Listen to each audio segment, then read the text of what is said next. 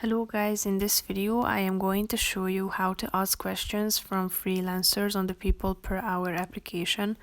But first I just want to mention, don't forget to subscribe to my channel because at 10,000 subscribers I am going to show you my whole YouTube revenue statistics and growth strategy, how to make money online. So let's jump into it.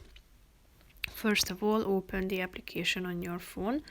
After that, tap on the explore button down below, which is the first option, and then select an offer that you are interested in.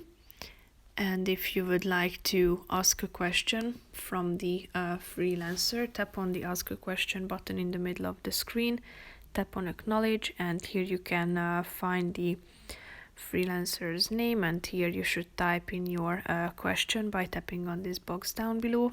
So type it in, and after that you should click on the send button that you can find in the upper right corner of the screen, thereby sending your message to your freelancer. So that's pretty much it for this video, guys. See you in the next one. Bye bye.